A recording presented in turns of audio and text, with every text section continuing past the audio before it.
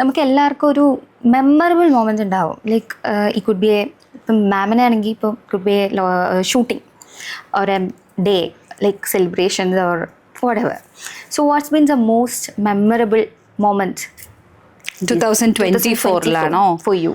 2024 എനിക്ക് GV പ്രകാശിനെ ഭയങ്കര ഇഷ്ടമാണ്. ഞാൻ ആക്ച്വലി ഞാൻ കിങ്സ്റ്റൺ മൂവി എൻ്റെ അടുത്തേക്ക് വന്നപ്പോൾ ഞാൻ കമ്മിറ്റ് ചെയ്യാനുള്ള റീസൺ തന്നെ എനിക്കറിയാം GV പ്രകാശ് സാറിനെ എന്നെ അറിയാൻ യാതൊരു സാധ്യതയില്ല. അതിൽ വൺ ഓഫ് ദി AD ആണ് എന്നെ ഇങ്ങനെ, എനിക്ക് തോന്നുന്നു സോമൻ്റെ കൃതാവ് ഞാൻ കണ്ടിട്ട് അതിൻ്റെ ഡയറക്ടർക്ക് ഇങ്ങനെ ഡയറക്ടറോട് ഈ ഒരു ക്യാരക്ടർ ഇവർ ചെയ്യാമെന്ന് പറഞ്ഞു. അങ്ങനെയാണ് ഞാൻ വരുന്നത്. അപ്പം ഞാനത് കമ്മിറ്റ് ചെയ്യാനുള്ള റീസൺ എനിക്കിങ്ങനെ GV പ്രകാശിൻ്റെ അടുത്തൊക്കെ ഇങ്ങനെ നിൽക്കണം എന്നുള്ളതായിരുന്നു. അപ്പോൾ അത് ആക്ച്വലി സംഭവിച്ചത് എനിക്ക് ഭയങ്കര എക്സൈറ്റ്മെൻ്റ് ആയിരുന്നു. ഞാൻ പക്ഷെ പോവോ എന്നെ ഇൻട്രൊഡ്യൂസ് ചെയ്യുകയോ ഒന്നും ചെയ്തില്ല കേട്ടോ. അങ്ങനെ യൂഷ്വലി ഒരാളുടെ അടുത്ത് പോയി എന്നെ ഇൻട്രൊഡ്യൂസ് ചെയ്യാൻ ഭയങ്കര മടിയുള്ള ആളാണ് ഞാൻ. നമ്മളിങ്ങനെ പറഞ്ഞ് മനസ്സിലാക്കിയൊക്കെ കൊടുക്കാൻ പുള്ളിക്ക് എന്നെ അറിയില്ല. ബട്ട് അതെനിക്ക് തോന്നുന്നു ഞാൻ ലൈഫിൽ എപ്പോഴും ഓർത്ത് വെക്കുന്ന ഒരു മൊമെന്റ് ആണ്. ഇപ്പം 2019 ഡെബ്യൂ ഫിലിം അല്ല എന്ന് പറഞ്ഞു, എന്നാലും ഒരു മേജർ റോള് ചെയ്തൊരു എന്ന് ഓർത്തിരിക്കുന്ന ഒരു മൂവി തന്നെയാണ്. അല്ല, എൻ്റെ ഹൃദയത്തോട് ഏറ്റവും ചേർന്ന് നിൽക്കുന്ന സിനിമ കക്ഷ്യമണിപ്പിള്ള തന്നെയാണ്. ഓക്കെ, അപ്പോൾ ഓൾമോസ്റ്റ് ഒരു 6 years ആവാറായി തോന്നുന്നു. സോ ഈ 6 yearsന്റെ ഇടയ്ക്ക് എങ്ങനെയാണ് ലൈഫ് ചേഞ്ച് ആയത്? എന്തൊക്കെ തരത്തിലായിരിക്കും ലൈഫ് ചേഞ്ച് ആയത്? കക്ഷ്യമണിപ്പിള്ള ആക്ച്വലി ഇറങ്ങിയ സമയത്ത് ഇത്രയും അറ്റൻഷൻ കിട്ടാത്തൊരു സിനിമയാണ്. അതായത് it was not a huge success, it was not a blockbuster or anything. പക്ഷേ എനിക്ക് കുറച്ച് കോൾസ് ഒക്കെ വന്നിരുന്നു. എന്നെ ആദ്യം വിളിച്ച ആൾക്കാരിൽ ഒരാളൊന്ന് മാലച്ചേച്ചിയാണ്. മാലച്ചേച്ചി എന്നെ ഫസ്റ്റ് ഡേ വിളിച്ചിട്ടുണ്ടായിരുന്നു. ഉണ്ണിയാർ വിളിച്ചിട്ടുണ്ടായിരുന്നു. പിന്നെ അങ്ങനെ എനിക്ക് അരുൺ ഡയറക്ടർ വിളിച്ചിട്ടുണ്ടായിരുന്നു. അങ്ങനെ കുറേ പേര് എന്നെ വിളിച്ചിട്ടുണ്ടായിരുന്നു പടം കണ്ട്. അതെനിക്ക് തോന്നുന്നു അവർ എപ്പോഴും പോയി പടം കാണുന്ന പ്രാക്ടീസ് ഉള്ള ആൾക്കാരാണ്. ഏത് സിനിമ ഇറങ്ങിയാലും കാണുന്ന. അങ്ങനെ അല്ലാതെ ശരിക്കും ആൾക്കാരറിഞ്ഞത് ചെക്കൻ അങ്ങനെ ഭയങ്കര ഹിറ്റാവുകയും പിന്നെ ഇത് TV-യിൽ എനിക്ക് തോന്നുന്നു എപ്പോഴും സൂര്യ TV-യിൽ വരുന്ന ഒരു സിനിമയാണ്. പ്ലസ് സൺനെക്സ്റ്റിലൊക്കെ വന്ന് അങ്ങനെയൊക്കെയാണിത്. അതായത് പോകെ ഹിറ്റ് ആവുന്ന ഒരു സിനിമയാണ്. പിന്നെ സോങ് ആയാലും എപ്പോഴും സൂര്യ മ്യൂസിക്കിലൊക്കെ വരാറുണ്ട് അല്ലേ? ഞാൻ സൂര്യ TV-യിൽ പലരും എനിക്കിങ്ങനെ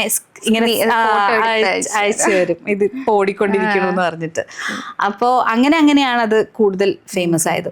പിന്നെ ആ സിനിമ ഇറങ്ങിയപ്പോഴേക്കും എൻ്റെ ലുക്ക് മാറിയിട്ടുണ്ടായിരുന്നു. എനിക്ക് തോന്നും എന്നെ സിനിമയിൽ കാണുന്നതും എന്നെ നേരിൽ കാണുന്നതും ഭയങ്കര വ്യത്യാസമാണ്. ബിക്കോസ് ഞാൻ ഒട്ടും നാടനല്ല, ഞാൻ പൊതുവെ വളരെ കാഷ്വൽ ആയിട്ട് ഡ്രസ്സ് ചെയ്യണം അങ്ങനത്തെ ഒരാളാണ്.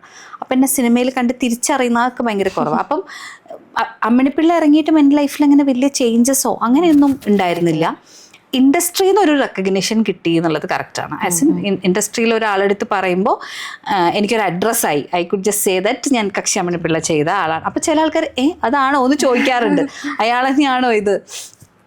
കഴിഞ്ഞ ദിവസം നീരജ് മാധവിനെ കണ്ടപ്പം ഞാൻ ലവൻ്റെ കൺസ്ട്രക്ഷൻ്റെ പ്രിവ്യൂവിന് കണ്ടതാ. അപ്പം ഞാൻ ഇങ്ങനെ പറഞ്ഞു, നമ്മളെവിടെയാണ് കണ്ടിരിക്കണമെന്ന് ചോദിച്ചു എൻ്റെ അടുത്ത്. അപ്പോൾ ഞാൻ പറഞ്ഞില്ല, ഞാൻ ഇങ്ങനെ ഒരു സിനിമ ചെയ്തിട്ടുണ്ട്, അതായിരിക്കും ചിലപ്പോൾ. ഞാൻ പടം കണ്ടതാ. അപ്പോൾ അങ്ങനെ എനിക്കങ്ങനെ ഒരു റെക്കഗ്നിഷൻ അങ്ങനത്തെ ചേഞ്ചസ് ഒന്നും ഉണ്ടായിട്ടില്ല. പക്ഷേ എനിക്ക് ആക്ടർ ആവാൻ പറ്റും, മറ്റേത് എനിക്ക് ആക്ടർ ആവണം എന്നേ ഉണ്ടായിരുന്നുള്ളൂ. എനിക്ക് ആക്ടർ ആവാൻ പറ്റും എന്ന് എന്നെ തോന്നിപ്പിച്ചത് കക്ഷ്യമണിപ്പിള്ളയാണ്. എനിക്ക് ഓർമ്മയുണ്ട് അന്നത്തെ ഒരു ന്യൂസ്, ഈ സിനിമയ്ക്ക് വേണ്ടി കഷ്ടപ്പെട്ട് തടി കൂട്ടി എന്നൊക്കെ പറഞ്ഞിട്ട്. ഞാനന്ന് +2 പഠിക്കും.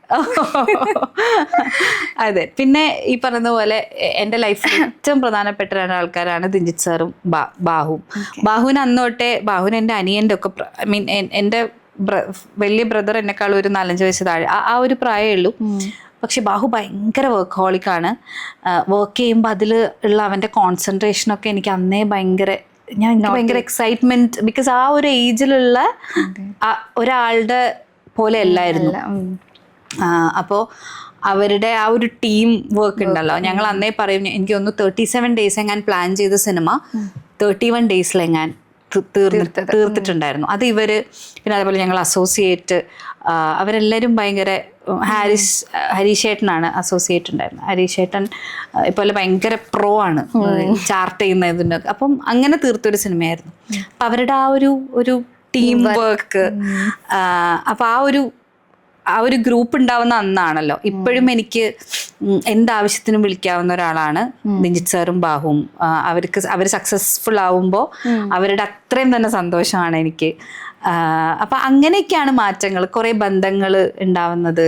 ലൈഫിൽ ഹ്യൂജ് മാറ്റം എന്ന് പറഞ്ഞാൽ എനിക്കങ്ങനെ ഒരിക്കലും എന്തെങ്കിലും ഒരു ഹ്യൂജ് ഒരു ചേഞ്ച് ഒന്നും ഫീൽ ചെയ്തിട്ടില്ല. പക്ഷെ എനിക്കൊരു ആക്ടർ ആവാൻ പറ്റും എന്ന് തോന്നുന്നത് അപ്പം തൊട്ടാണ്.